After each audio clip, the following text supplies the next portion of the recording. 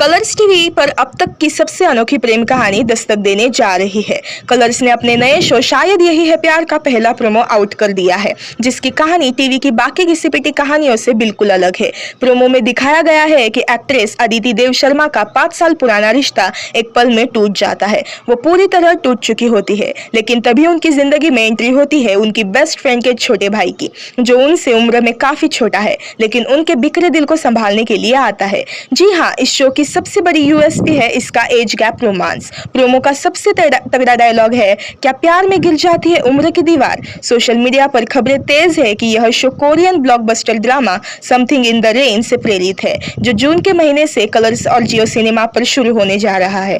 तो दोस्तों, क्या आप इस नई और बोल्ड लव स्टोरी को देखने के लिए एक्साइटेड है?